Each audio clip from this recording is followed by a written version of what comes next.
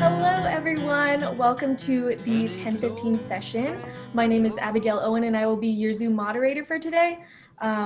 We have a group of wonderful speakers today, and I'll pass it off to them. But if you guys have any questions, please feel free to leave them in the chat, and we will try to answer them to the best of our ability during the time. Thank you, Abigail. I'll go ahead and start sharing my screen now so we can get kind of our content queued up for today. Thank you so much, Abigail, for the introduction, and welcome everyone to our session, I'm Overwhelmed, How We Help Online Learners Manage Their Reading and Research in Online Classes. My name is Janae Cohn. I'm an academic technology specialist at Stanford University. And I'll introduce my co-panelist. Wilson, do you want to say a few words? Sure. I'm Wilson Su. I'm the founder and CEO of PowerNotes, and we work with Stanford and Janae as one of our partner schools. Fantastic. So Wilson and I today are going to be really focusing on answering this key question of how do we help students manage their research and reading practices online? And we're going to talk about our responses to this question from a few different perspectives. We're going to start by talking about some challenges, right? What are some roadblocks that we've seen students experience when reading online? And this might apply to instructors or staff as well. We'll talk actually pretty broadly about what might be some concerns or things that make people feel overwhelmed when they try to take on reading or research tasks in online digital spaces. We'll then move to talk about some strategies, right? What are some ways that we can support and engage readers online? I'll be drawing a bit upon some research that I've been doing on digital reading, specifically coming from a book that'll be out by me next year on teaching digital reading. And we'll think about how PowerNotes in particular might help support some of those strategies for helping students feel less overwhelmed in their reading and research practices when learning online. We'll end with a few next steps, talk about some resources you might check out to learn a little bit more, and should have some time for some good Q&A afterwards. I will say we're going to take one Q&A break in the middle where you'll have a particular prompt to respond to about some of the challenges. So we won't be talking all the way through here, but we'll have a little bit of framing. You'll have a little chance to share. We'll talk about some strategies, and there'll be more opportunities to share ideas, ask questions, have some conversation. Fortunately, we've got a small enough group today that I think we'll be able to really get to have some authentic and engaging dialogue here. So I'm going to start us off here with this conversation about these challenges, right? The roadblocks to reading online today. It's worth reminding ourselves that reading is valuable because in Marianne Wolff's words, and Marianne Wolff is a really esteemed cognitive psychologist and neuroscientist who has studied the reading brain. She contends that reading is ultimately about an encounter between a reader and another mind that leads to thinking beyond ourselves. And I want us to remember this as we think about the challenges around reading today, because it's easy to forget that reading is an inherently social process. It might seem kind of passive. It might seem sort of disembodied when you're just staring at words on the screen. They might seem kind of static. But really, reading is this way that we understand how other people think about the world. It's a way of accessing interiority. It's a way of accessing other experiences and thoughts. And that's a pretty amazing way of understanding the human experience. But it's for granted when we get to thinking about ed tech in this world of all these fancy, shiny tools and processes and ways that we understand how to learn. But when it comes to online learning in particular, reading is really a primary way that students are accessing a lot of their course content today, both within the learning management system, but also just in terms of getting activity instructions or accessing particular kinds of materials for content knowledge and uptake. But when we think of reading, we tend to think of it in kind of an old-fashioned way with old-fashioned media. Even though reading is a crucial part of our digital ecosystem, we often think of it like this top left image, this paperback book where we might be getting really absorbed. And the technology of a book really is kind of author-centered. You are following along with an author's linear train of thought from one step to the next. We're really bound, both literally and figuratively, to a particular kind of organization and way of thinking about things. That can be exceedingly useful for certain kinds of reading. It's great for fiction, for example. It's great for deep immersion. And technologies can continue to facilitate that way of reading. In the upper right corner here, I have a picture of a Kindle, right? Amazon Kindle is a really popular e-reading technology, but it functions, its technology is designed in roughly the same way as a paperback book. There's an assumption that you're moving from left to right, that you're going to go from one word to the next, and that you're not really going to disrupt that flow or really try to pull much out of it. And for our students on campuses taking online classes, or even for students who are taking in-person classes but may not have access to resources to print, for example, or libraries, or e-readers are a pretty specialized technology. Not all of our students are buying e-readers. Many of our students are reading in ways that look more like the center image at the top, on a laptop, maybe crouched somewhere on the ground, or on a smartphone on the go.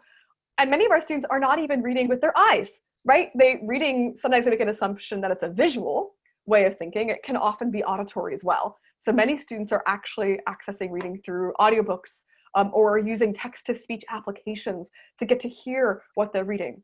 So knowing that these are kind of our primary ways that many students are reading and accessing reading experiences, we have to consider how these technologies change the logic of how students read, and also how these kinds of technologies might support broadened ways of reading. That is, again, valuable to read from a printed book, left to right, in a certain linear order, but on a computer or on a mobile phone, or when we're using text-to-speech or audio-based application, the logic of how we encounter reading is actually very different. It can be a long scroll. It can be a time-bound moment of processing information. And a lot of the techniques we have towards reading, even online, don't necessarily accommodate the ways of reading that our students are most often doing. So to that end, we have to think about reading much more capaciously and inclusively as we incorporate more technology and as we bring more online learning into our classes and campuses, right? It's just the processing and acquiring of new knowledge, whether that's through visual or auditory modes or in digital or print spaces. This is a quote from my forthcoming book. It's always a little weird to cite yourself, but I went for it because I wanted to really capture, right, the fact that as we design learning experiences, come up with tools for reading, a process that, again, we might take for granted or think of as really old-fashioned, we actually have to think even more expansively and innovative now than we have before. A lot of the approaches to teaching reading are in fact really bound to print media. I don't know about all of you in the room, but the ways that I learned how to read for content uptake, right, that ability to get new knowledge, or the ways that I learned how to read at the sentence level were really tied into the materiality of print. Fold over the page of your book, right? Put a bookmark to remember where the most important parts were. Or use a highlighter, or underline parts of the margins to remember what's important or what's valuable. Don't get me wrong, these are good practices. Really helpful for noting what might be most important or useful. These are kind of curatorial practices. But they make an assumption that the materiality of the paper is going to help you remember those things. That's not something we can access somewhere online. Or I don't know about you too, but when I learned how to do research, I was told, have an index card. I know Wilson's done this too. Have an index card for each source that you read and write down on the index card the most important things to remember.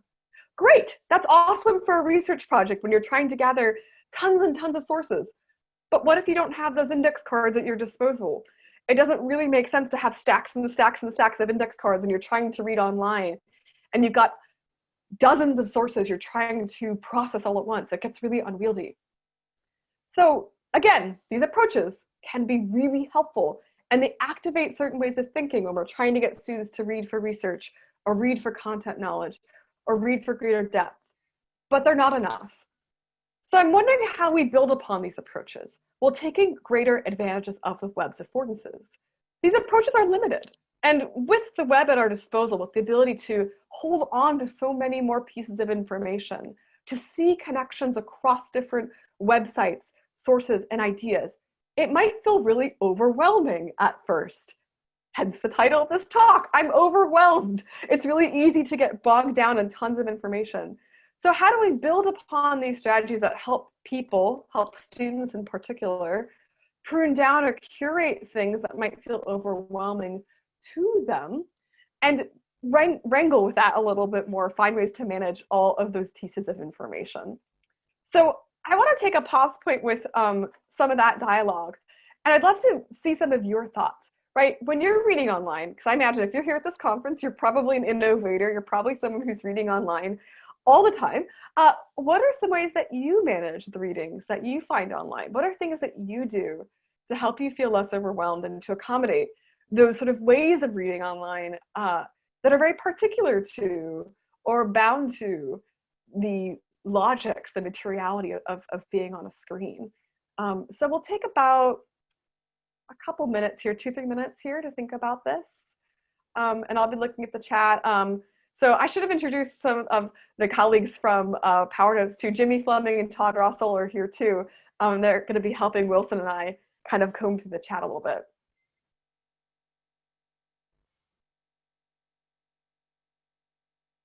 So I'm seeing a couple things coming already.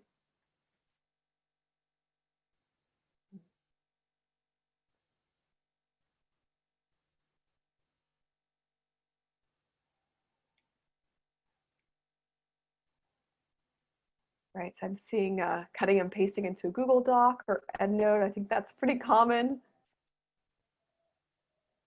Saving web articles to PDF. Yeah, a lot of cutting and pasting here, copying and pasting. OneNote snippets. Bookmarking. Copying links.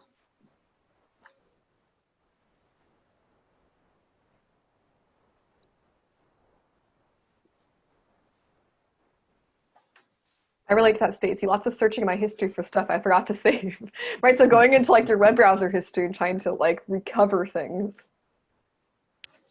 Sean goes old school here, the legal pad next to the computer. That's pretty common.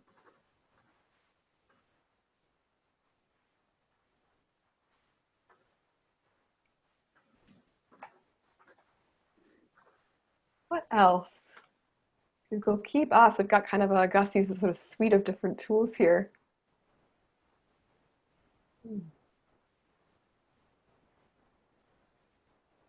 K.A. Kennedy, highlight text and add a note of your thoughts. Do you use a particular program for that, or just curious how you do that on the internet? I can show you some of that later on. Awesome.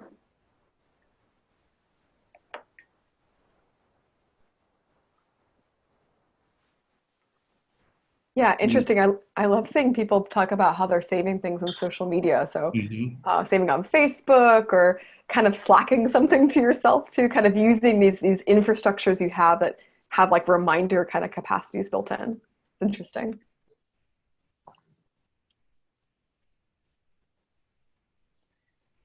Let's see.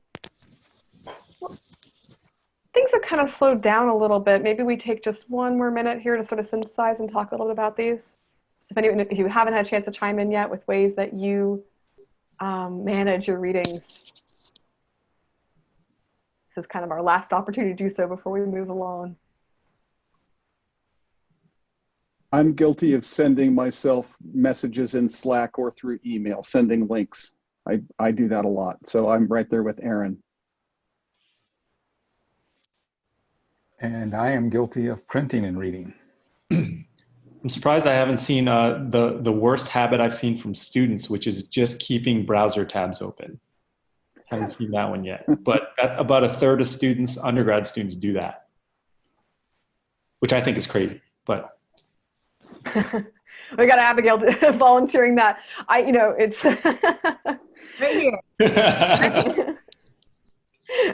I didn't want to admit it. It's easy to do that, but so terrifying, right? When you lose all those tabs. All right. People are being honest now. It's good. Broke the ice a little bit, Wilson. I think Yep. people wanted an excuse to admit to it. I mean, I kind of get it when and Stacey sort of got at this, right? That it can feel a little bit like it's on the fly, right? We're just kind of encountering things as we go. And when we get overwhelmed, we kind of quickly say, oh, okay, let's just slap it up there, find an easy way to keep track of it, even if it's not a sort of systematic or maybe more thoughtful process. wow, fact number with 3 sets of tabs open, 75 plus tabs per instance. Holy mackerel. That's really, Yeah, it's terrifying. that is really terrifying. Yeah, you don't want to accidentally lose your links, as Kimberly's suggesting. So she keeps those in a dock, kind of a stable place. Yeah. So we're kind of, if I may, I might start synthesizing some of these trends. But Wilson or Jimmy or Todd, feel free to jump in if I kind of miss something. But I'm seeing a couple of different trends here.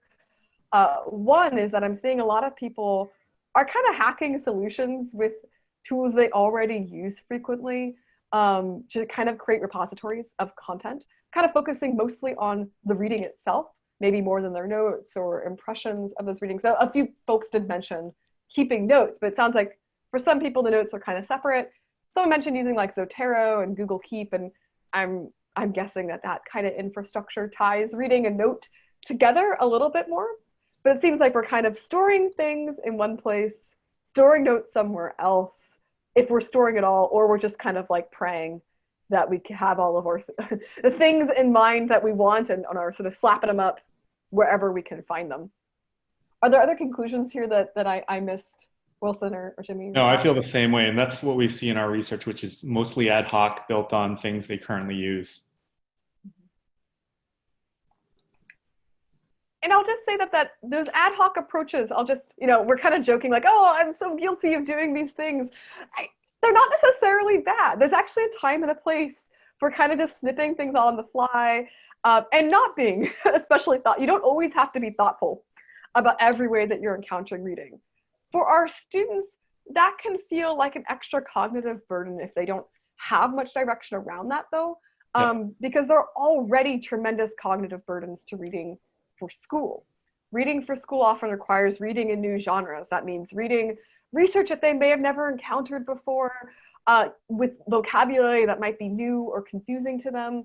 So while all of us as kind of very competent working professionals can kind of get away in a sense with managing or reminding ourselves of how to find things, we might want to provide a little bit more scaffolding for students when they're encountering new tasks and ideas, so that the reading itself is not, so that the process of managing the readings is not the barrier. They can really focus on what they're trying to get out of those readings, what they're trying to accomplish by collecting those readings in your class context or in your situation. So we briefly discussed a little bit, oops, I forgot to do my briefly discussed slide, but we are going to move now into strategies, how we support and engage readers online. So many of the techniques that we heard from you were really, I would say, an example of kind of curatorial, loosely curatorial techniques, mostly just kind of focused on collecting, storing, and tracking. We're going to think about that at kind of the next level and really try to name what are all the things that we do with reading and research beyond just collecting, so that we can think about how we turn those readings and ideas we get from readings into actionable learning experiences. So I've identified what I call sort of 5 ways of engaging with reading and with digital reading in particular, as I think that reading itself, given the ways that we read online, they actually necessitate some sort of new ways of framing reading tasks that are more attentive to the media, that's more attentive to what's possible online. So these 5 ways of engagement that I've identified are curation, connection, creativity, contextualization, and contemplation. I'm going to define these ways of reading, and then we'll connect how these ways of reading might be accomplished with PowerNotes, and we'll take a look at PowerNotes after that. So curation refers to readers' abilities to collect resources, bring them together, and create new knowledge as a result. And many of you talked about this already, these examples of bookmarking, collating lots of things that you encounter into one place is a perfect example of a curatorial process. And of course, you can do that on paper, but on the web, we have the ability to store, manage, taxonomize, and synthesize things a lot more easily. And sometimes we forget that we can actually curate within one reading really nicely too when we go online. So when you're reading an article, when you are looking for certain kinds of keywords, for example, or when you're identifying certain trends, that is also a curatorial process that might allow you to come to some new conclusions or find some new ideas.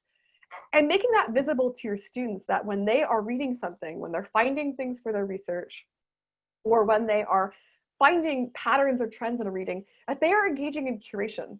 You could, of course, do this on paper. The old filing cabinet, right, was a perfect place to curate things when we print out on paper. And online, it's even easier to make visible the relationships between these folders. You can create tags or topics to help you see connections across different collections of ideas. And online, you can also link across those tags and topics too. So you can really see how different pieces of information are getting collected in different kinds of buckets of ideas. And that can make new knowledge a lot more visible. Speaking of connection, right, our next way of engagement here is connection, right? Readers' abilities to bridge what they're reading with prior knowledge or experiences. So for all learners, we know from the learning science that building upon prior knowledge often helps us to create new knowledge pathways more easily. When we recognize that something we're learning is related to or builds upon something we've learned before, surprise, it helps us remember that new thing more easily because we can see how it builds. The same goes for reading. Reading can feel a lot less overwhelming if we know how one new idea connects with something we've read before. So in digital reading in particular, it's really so much easier online to using something like, someone mentioned a PDF reader. Great, in a PDF reader, you don't just have to rely upon text-based notes. You could copy and paste a link, right, to something you'd encountered somewhere else on the web that reminds you of what you've read in that new reading. It sounds really simple, but something we often don't think about online. Or if you're reading something live on the web, you can also add links to things like moments in the reading that remind you of an image you've encountered or a video you've seen. Wilson will show you this in a moment, but in PowerNotes too, you could use certain keywords or topic tags from other readings to connect across different sets of ideas so that you can see how a node of new ideas connect to prior ones. Again, all this is possible on paper too, but it's much easier to see when you're online. It's worth activating this way of reading for our students online in particular. The next way of reading really takes us from kind of trying to collect and make connections to what the author is doing in a reading and kind of pivots us to thinking about what the reader themselves can do to kind of actively use and take ideas out of the reading. So creativity is our third way of engagement, and it refers to readers' abilities to apply an idea from a reading and create something new as a result. So annotations or notes, as many of you mentioned in the chat, they can accomplish this in some capacity, right? A note is actually you creating new knowledge, especially when your note is a question about the reading, or your note is an opportunity for you to say, I wonder if I took this idea and built out to this argument, or if I took this idea and applied it to this project I'm about to do. These are all very simple ideas of activating creativity. But online, you can get even more kind of elaborate. So online, we have the easy ability to create images, to record audio. Creativity might also look like asking your students to create an infographic version of a reading where they have to really translate and think about these concepts from a reading. It might be making a little audio recording response. That's a new way of kind of coming up with and building something new that emerges from what you learned in a reading. Our fourth category of engagement is contextualization. And this is, again, another kind of active process that invites the reader to really interrogate and be in conversation with the text. And it refers to readers' abilities to understand both the text's literal meaning and why the text was composed in a particular way, right? So when we read online, something that can happen is we might pull up an article from, someone mentioned finding articles on Facebook or finding articles on Slack. And if you move that article out of Facebook or Slack, you might go, wait a minute, where did this actually come from? Who published this? Who wrote it, right? Like my Aunt Betty on Facebook, she doesn't always vet her sources. Sorry to Aunt Betty's everywhere. But it's really important to understand that even if Aunt Betty didn't vet the source, you should as an actionable reader, right? So something we want to encourage students to do is to actually collect what we might call the metadata about a source when they find it online. This means really encouraging and inviting students to investigate who wrote this piece. They might have to go outside the text, open a browser window, it's that simple, and look up who wrote it. Try to figure out the source by investigating the website further to figure out how that source might impact the knowledge they're in. PowerNotes automatically collects metadata from sources, which makes it easier for students to keep track of where sources came from, even if they found it on Facebook or wherever they might find their sources. But this is really important to kind of make sure students have what we might call as information literacy, so that they can think about the fact that Reading is never neutral, right? It's an encounter between another mind and yours. It comes from someone else. Finally, contemplation is our fifth category of engagement. And this is really, again, invites the reader to take even one more step back from their experience of reading to really think about why they're reading in the first place. So this refers to readers' abilities to allocate attentional resources appropriately and to articulate a clear vision for why they're reading in the first place. So something that happens online, or something that instructors worry about, is, wow, my students are going to get really distracted reading online. They're going to see pop-up notifications. They're going to want to, you know, a tab away, go watch a cat video rather than invest in this reading. So as instructors, we might invite really intentional practices to say, why are you reading this right now? As an instructor, it's important to frame why you're asking students to read and how the spaces they read in might be impacting their engagement with the text itself. That could mean some intentional journaling exercises. That could look like some more sustained engagement with picking different kinds of tools that might help them with annotation or with focus, or whatever the student's concern might be, because different students have different approaches to and experiences with reading. But by practicing contemplation, we help students really notice and pay attention to what they're doing and when they're reading itself. So I know that was a lot. And I think that these categories of engagement might become a little bit more visible if we actually kind of connect it to a concrete tool or application. So with PowerNotes in particular, we're really going to talk, and by we, I mean I'm going to pass off to Wilson here in a moment, to talk a bit about how PowerNotes might activate in particular these abilities to curate, connect, and contextualize readings online. So I'm going to stop sharing my screen so that Wilson can share his and show you a little bit of what PowerNotes does to help with these ways of engagement. Great, thanks, Janae. I will share my screen now. And so you should see a web browser. And so PowerNotes is something that I created when I was in grad school. And yes, this is the first time, that was the first time I worked with digital sources, and I was overwhelmed. So a lot of the things that we're talking about now are things that I kind of really felt. I shared a lot of the same sort of means of curating, collecting information that you guys discussed in the participation section. I went to a copy and paste process where I copy and paste information into a separate document.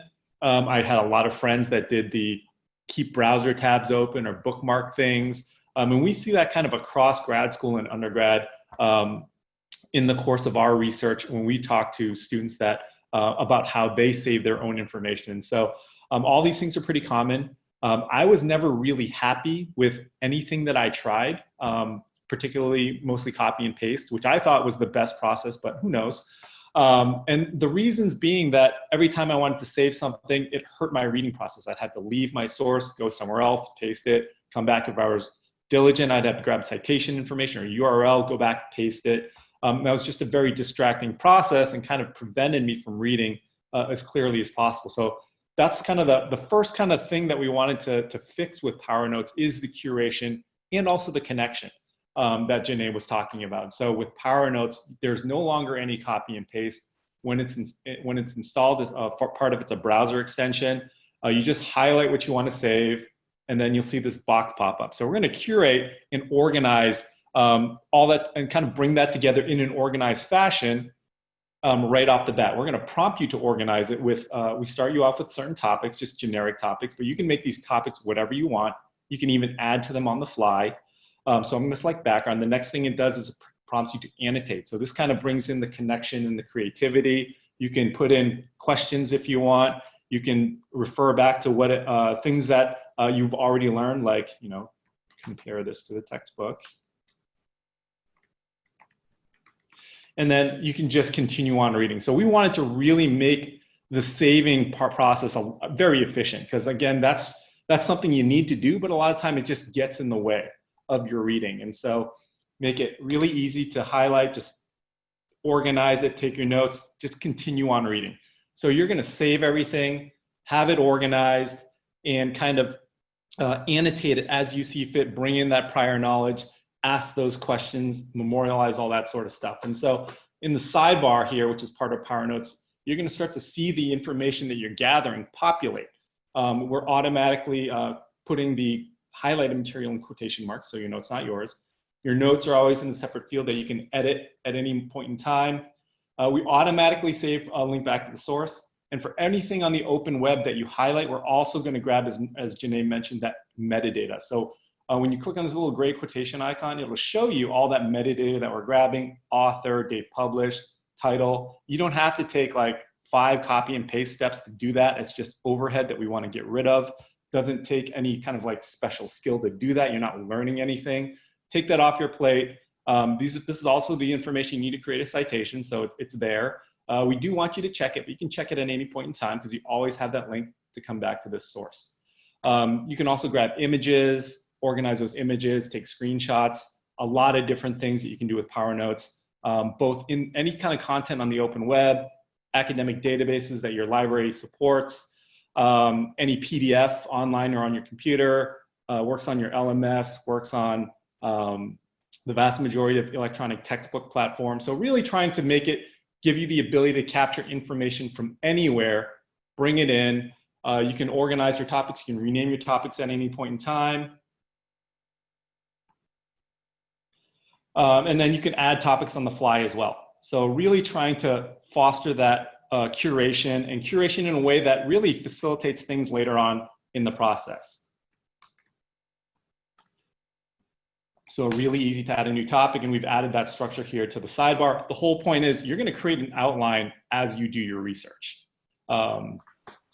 Once you've kind of done some research, you can also at any point in time add notes that are not associated with anything. So part of that creativity process, that connection process, where you can at any point in time say, you know, I got a question I want to ask in class, or ideas that are kind of coming about based on you dealing with a number of different articles over time. Just jot them down. We wanted to really facilitate annotation because we think that's really important to the learning process. All right, so when you've kind of worked through and gathered some of this information, oh, by the way, you can also bookmark anything you want at any point in time. Just click on the bookmark link, creates a bookmark topic that you can annotate really easily. I think it's a lot easier than bookmarking in your browser tab, in your browser, because that can get messy really quickly. It's a mix of a whole bunch of different topics. This is just a more kind of dedicated bookmark for the thing that you care about right now, which is, in this case, this particular project. But you can have any number of projects running concurrently. So once you've kind of gathered some information, you can click on the project outline link, and that'll then let you do more with the curation. Then you'll kind of bringing in the note card aspect of the print days, and I'll show you an example of what that looks like. So this is an example of a project outline. It has all of the things that you've gathered in the sidebar here on its own page. Here's where you can just easily drag and drop material to reorganize it.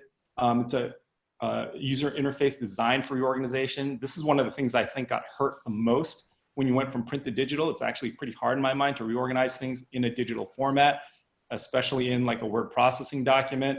Wanted to make that really easy. There's also menus that let you move things a longer distance. We have a topic manager that lets you restructure your entire outline just by dragging and dropping the topics around. Now, the next part I want to talk about is where we start to get into more creativity and contextualization.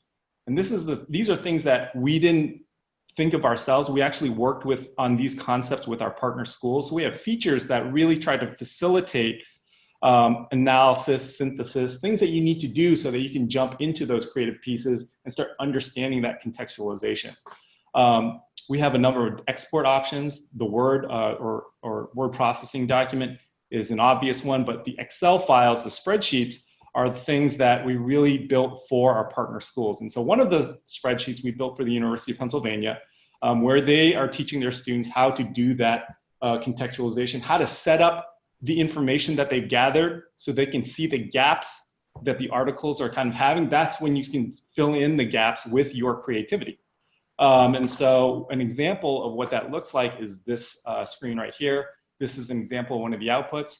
So the way it formats all the information is all of your topics are going to be across the first row, and they're going to use rubrics. A lot of schools use rubrics for this particular exercise. The items in the rubrics will be your topics, and they'll be laid out across the first row. And then all of the sources that you went through are going to be down the first column. So all of the information that you gathered for each source that's relevant to each topic is going to be in the appropriate cell. And then you can do things like analyze things just by summarizing across the rows, and synthesize things just by summarizing down the columns. So these are things that a lot of schools are using in the course of teaching students how to do a lot of this, digital reading, and then taking that reading and turning it into something else. One last thing that I want to show you is that can also all be reviewed by your professor, a TA, your peers through our sharing feature. You can share your project with pretty much anyone by accessing the share icon here. It'll email permission to share the project with anyone. You can be multiple people. Once they do that, they can give direct feedback on any piece of research or on the entire project as a whole. Just click on the add comment link so you can take whatever feedback you want. And it's all kind of pushed live. So this is asynchronous and synchronous. So you can have a conversation in class, especially if that in class is remote. And this is also great for kind of like tutoring applications where you're, again, remote or in a different place, where you can kind of have a back and forth with anyone.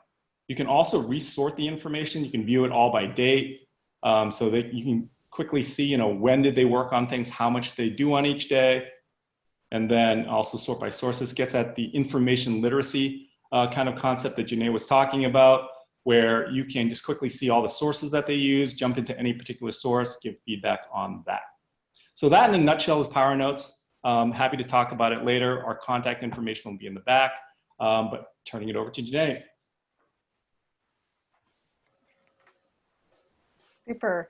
Well, we don't have a whole lot left here. We're really just gonna, I'll wrap it up by just kind of talking a little bit about some next steps, and then we have time for some Q&A. Todd mentioned in the chat that if you've got questions now, feel free to go ahead and start sharing those. But we can probably operate a bit more informally too. So let me go ahead and reshare. Right, so we'll just end with a few next steps here. So an immediate next step might just be to contact us and learn a little bit more. So I'll just reiterate that I have a book coming out in spring 2021 with West Virginia University Press about teaching digital reading that gets into a lot more depth about those 5 ways of engagement with reading and offers a lot of context too about the history of reading in higher education in particular and what that might mean for you. But I'm happy to connect, of course, before the book comes out. The publishing industry is slow, so I know that we need a lot of these things right now. So you're welcome to connect me via email, or I have more my website, LinkedIn, and Twitter. For more about PowerNotes, their blog is a really great way to get started. That's where I send people to sort of Stanford to there kind of all the time. So that's really where we find good lesson plans. Jimmy's also put into the chat kind of direct emails for everyone on the PowerNotes team. I think during the Q&A, I'll update the slides so those are up there too. But the whole PowerNotes team is, of course, great to work with. I know we'll be happy to talk to you about kind of more maybe context-specific demos and applications to class ideas. So I think we've got a little time for kind of some open Q&A and research ideas here. So Sarah, dissertating, woohoo, good luck to you. I remember what that's like. It's a long journey, but it'll feel really good when you're done. And you're welcome to Polly. I'm glad you found this useful. So we're happy to take any kind of open questions, either about, I will actually, you know what I'm gonna do is I'm going to escape full screen mode and I'm gonna add their PowerNotes team's particular email addresses to the slide. Debbie Hughes has her hand raised for a question. Oh, thank you. I'm sorry I didn't see that. Go ahead, Debbie. That's okay. I love this technology. It's fantastic. Would that it existed when I was writing my dissertation. It's terrific that this is a way to organize the information, but one thing that is often stated as a truism in learning generally is that students engage more deeply when they have a more kinesthetic experience with their reading and with their writing.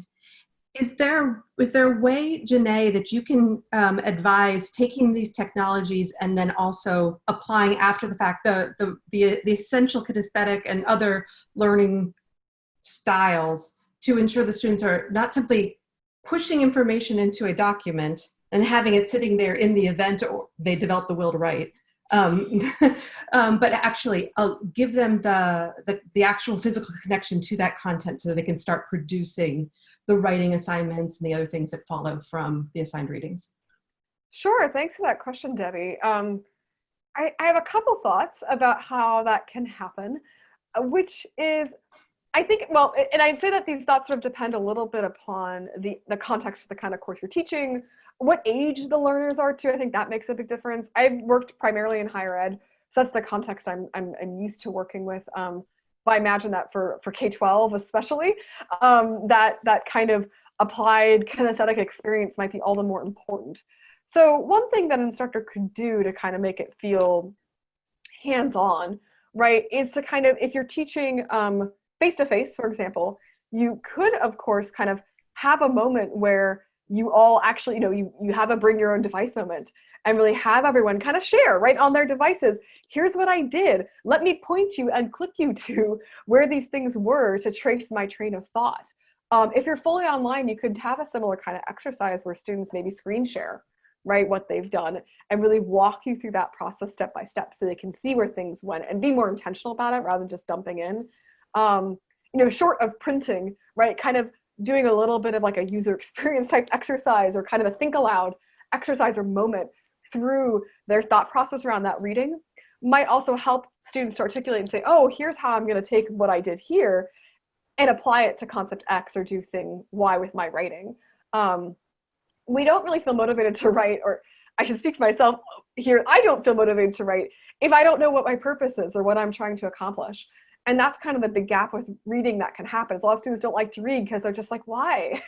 What am I expected to actually do with this information?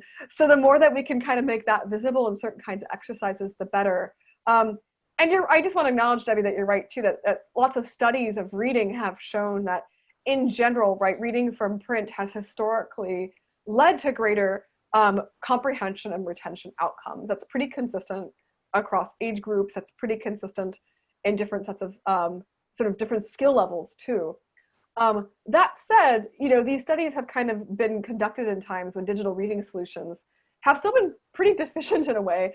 And a lot of those studies have asked for tasks that are more like kind of short-term immediate kinds of recall rather than about maybe more complex research-based connections or complex ways of thinking. So I do think that helping students, again, just kind of be more metacognitive about those habits of mind, about what they're doing, and about how the screen both facilitates that, but has real limitations. I think we can say, yeah, we sort of lose something when we can't like feel how far along we are in the book. Like that's a loss, certainly. Or when we can't remember where something spatially is on a page because we're not holding it.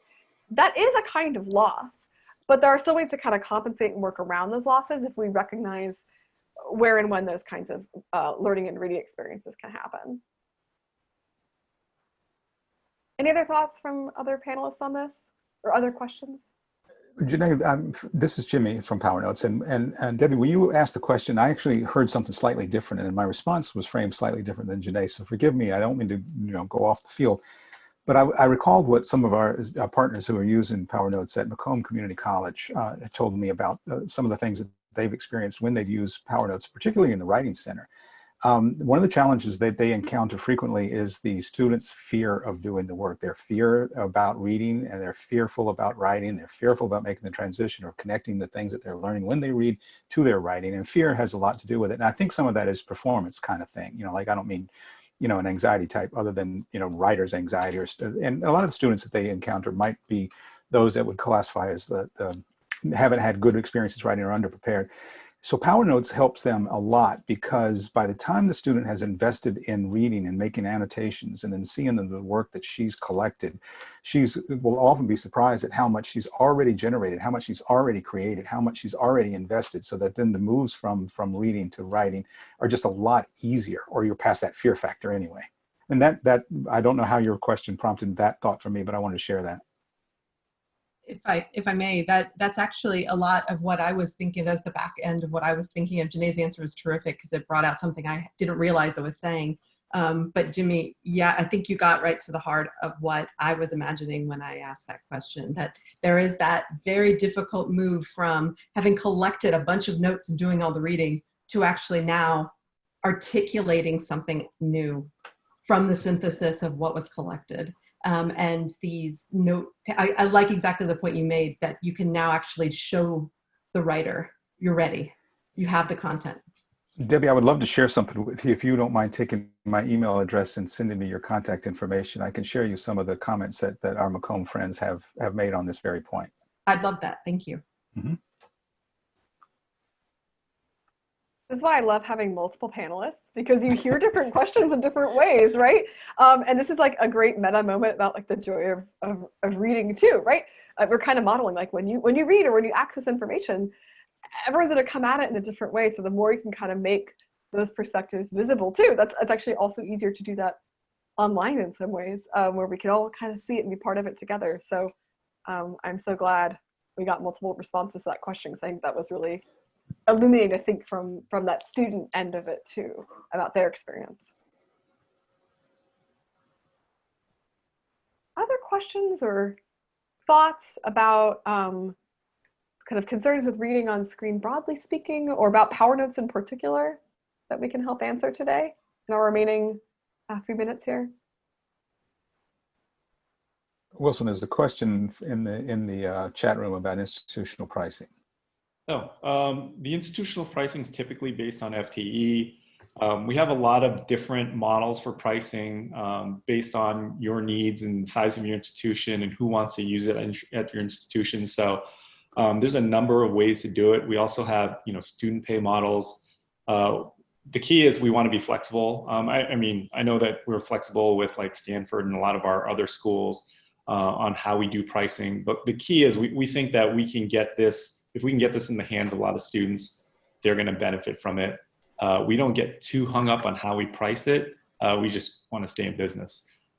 So we can talk about our standard pricing and then talk about what you can do, and we'll probably meet somewhere in the middle. But yeah, I would just contact myself, Jimmy, or Todd, or all three of us.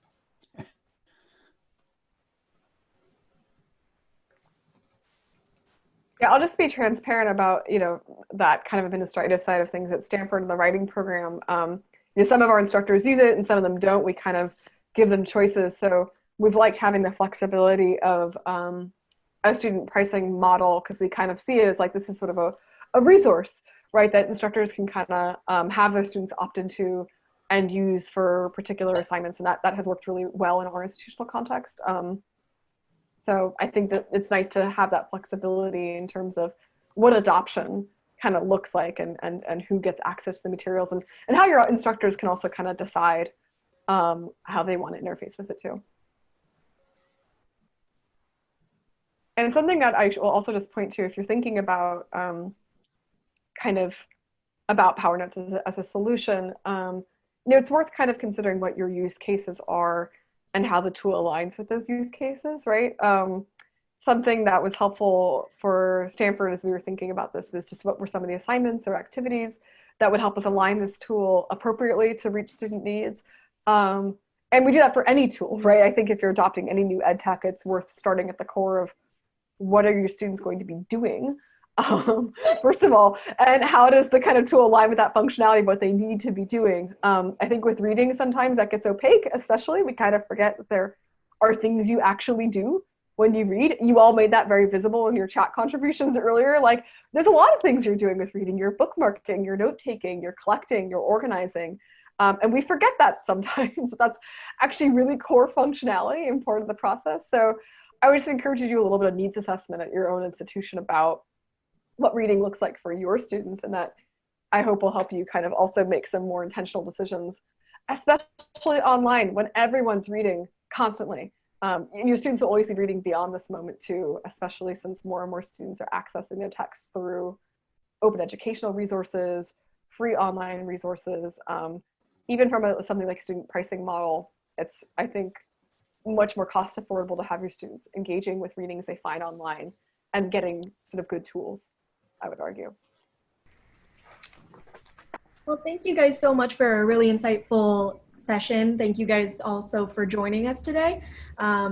This will be the last session of Learning Man for me, so thank you for joining. I hope you guys enjoyed it.